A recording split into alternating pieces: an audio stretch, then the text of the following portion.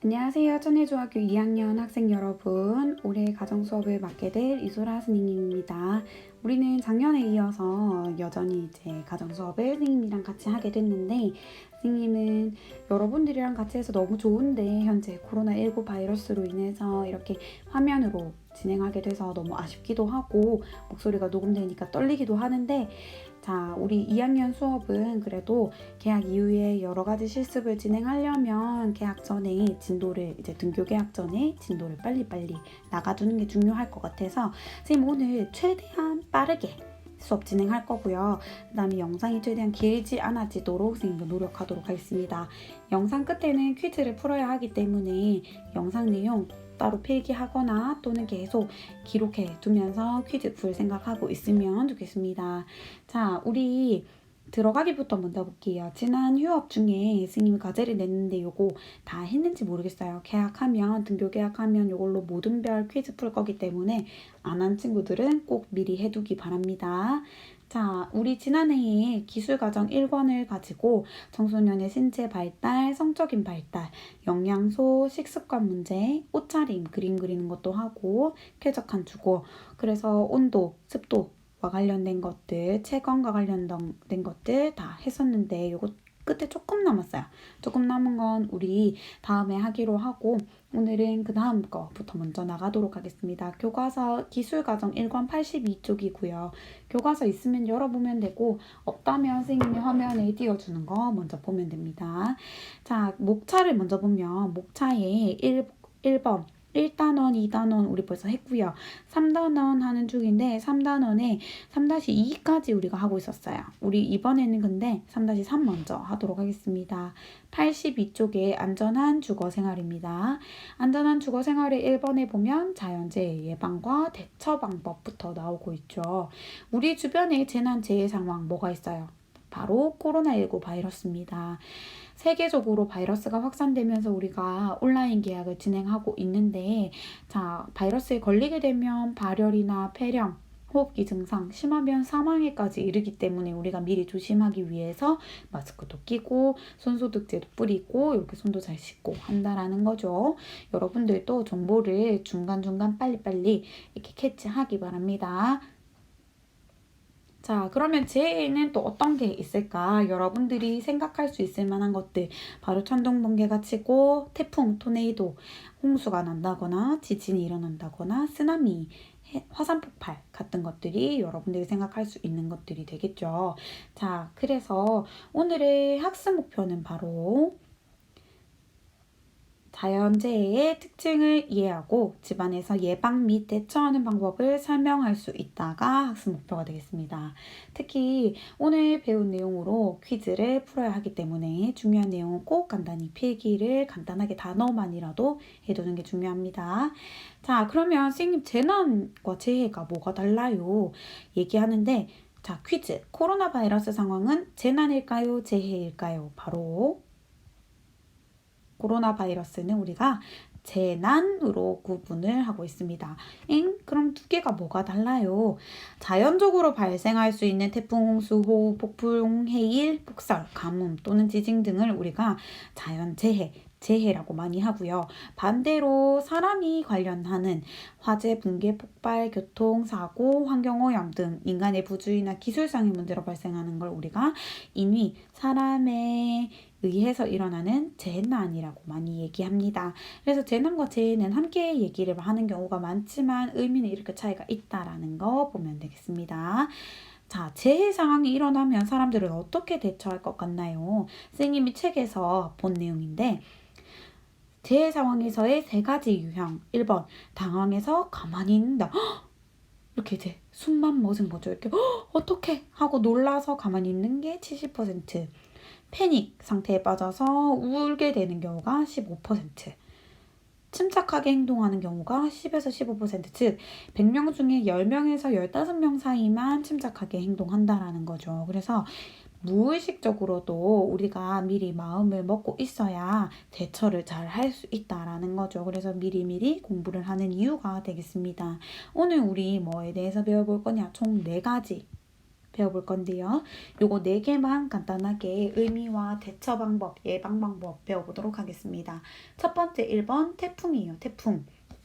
의미는 북태평양에서 발생하는 열대성 저기압 가운데 최대 풍속이 17m/s, 즉 1초에 17m를 이동하는 빠른 바람이라는 거죠.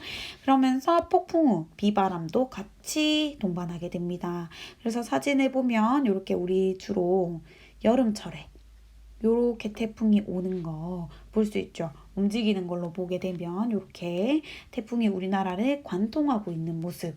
태풍은 계속 움직이죠. 이렇게 해서 우리나라를 빠져나가는 모습까지도 봤습니다.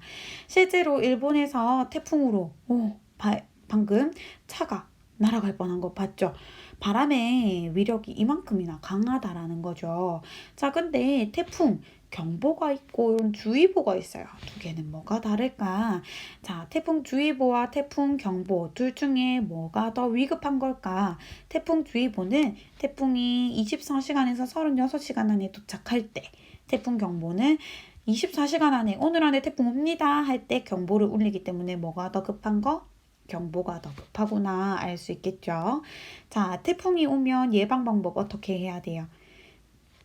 특히 아파트도 그렇지만 주택에 사는 친구들은 지붕이나 집의 외벽이 날아가지 않도록 꼭 점검하고 결박 묶어두어야 하고요. 그 다음에 바람이 세게 불기 때문에 날아갈 수 있는 물건들은 미리미리 치워야 돼요. 얘가 날아가면서 사람을 다치게 할 수도 있고 건물을 상하게 할 수도 있겠죠.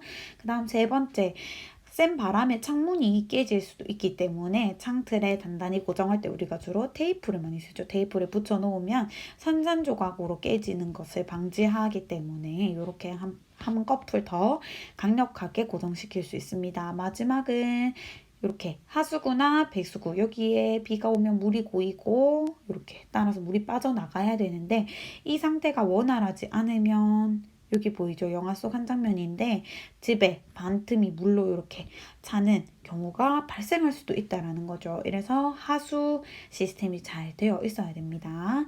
그 다음 집중호우. 집중호우란 보통 한 지역에서 짧은 시간 동안 많은 양의 비가 강하게 내리는 것을 집중호우라고 합니다. 그래서 비가 엄청나게 많이 오게 되면서 우리가 뉴스를 보면 기상캐스터 선생님들이 이런 거 막 말씀해 주시는데 잘 모르겠다. 그죠? 자, 이것도 호우주의보와 호우경보가 있습니다.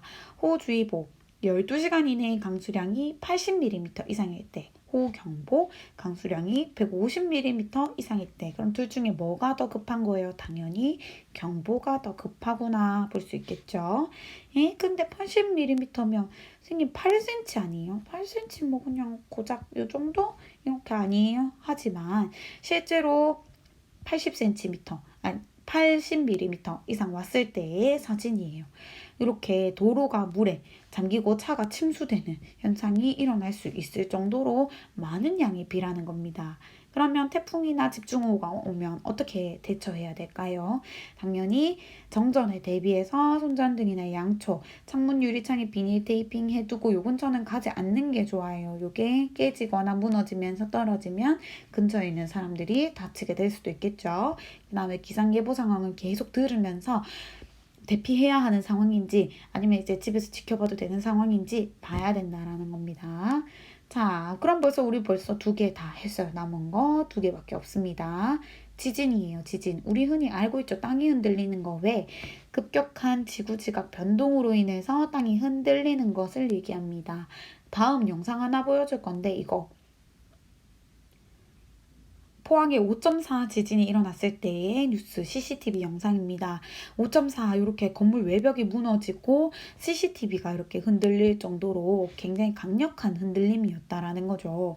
자, 우리가 그래서 진도를 알아야 해요. 진도, 흔들림의 정도를 우리가 등급 1부터 12까지 이렇게 등급으로 나눠봤는데 자, 진도 1, 사람이 거의 느낄 수 없는 미세한 진동이에요. 자, 진도 3, 실내에서도 뭔가 이렇게 흔들거리는 듯한 느낌, 늘 수 있는 느낌이죠. 아까 포항 같은 경우에 요 사이였죠. 요 사이.